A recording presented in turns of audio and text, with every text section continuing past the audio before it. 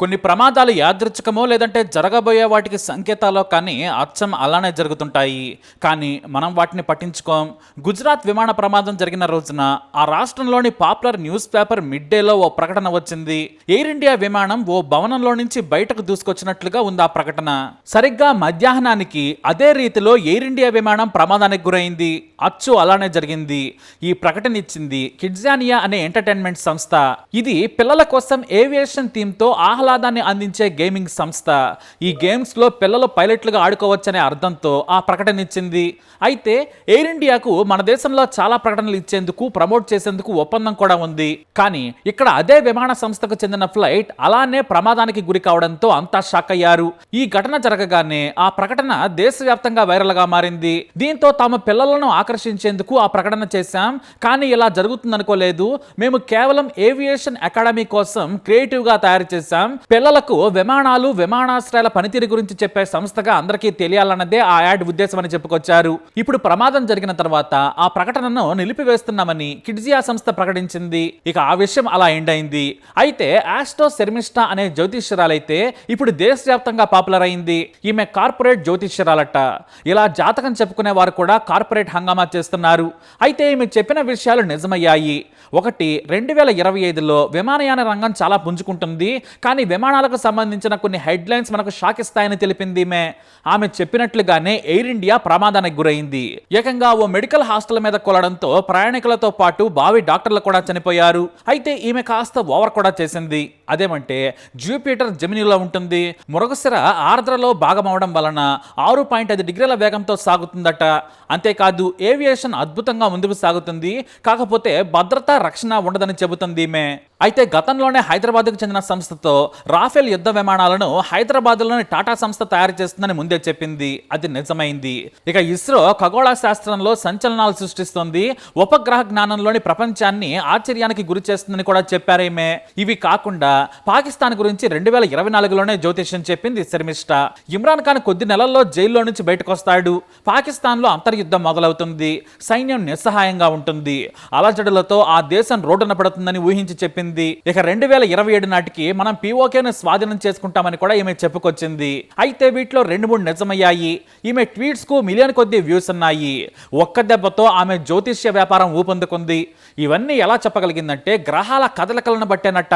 గ్రహస్థితిని బట్టి ఆమె ఊహించగలదట. కాకపోతే ఆమె నిర్దిష్టంగా ఏది చెప్పలేదు. ఎందుకంటే పాకిస్తాన్ అడుక్కు తినడానికి సిద్ధమైందని ఎవరైనా చెప్పొచ్చు. పాకిస్తాన్ ఆర్మీ ఎప్పటి నుంచో నిస్సహాయ స్థితిలోనే ఉంది. ఇక రాఫెల్ యుద్ధ విమానాల వ్యాపారి టాటా సంస్థ చేపట్టనందని ఎప్పుడో వార్తలు వచ్చాయి. వాటినే ఆమె ట్వీటింది.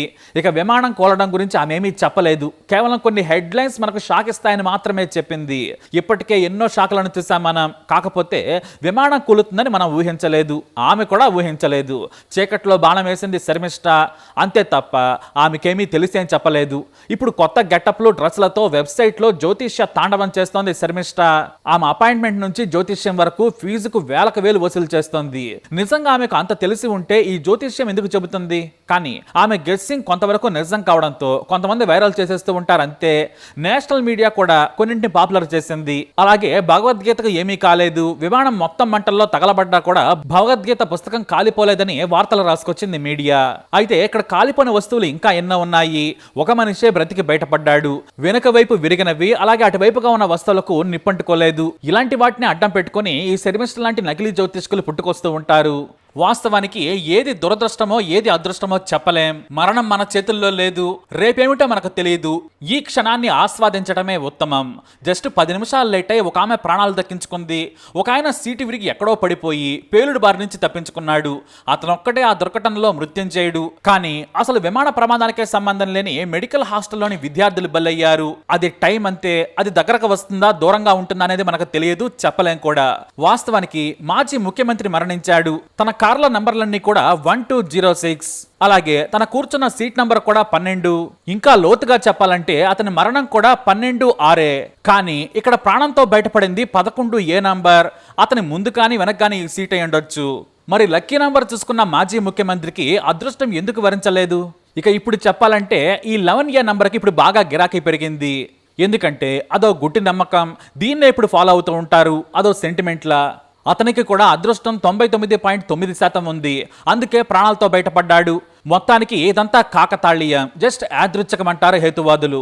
మృత్యువు రాకను ఎవరు ఊహించలేరు, ఇది మాత్రం నిజం. కొన్ని రోజుల క్రితమే ఓ సంఘటన జరిగింది.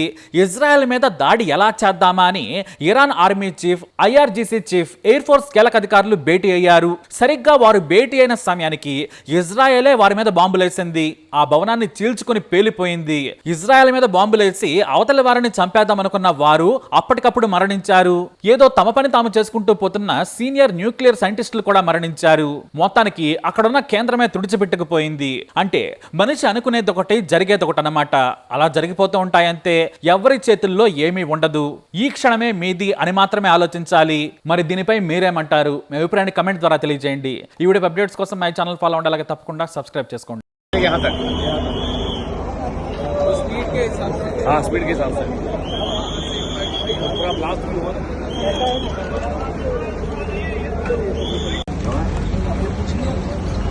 सारे आलू में तो बहुत बड़े बैठे उधर ही है एयरपोर्ट पे। यहाँ यानी उधर जाएंगे, हाँ वो लेने जाएंगे उसके साथ।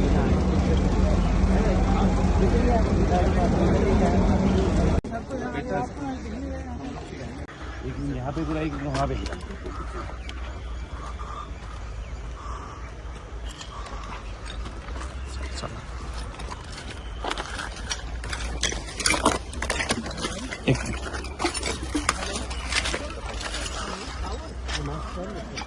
आगे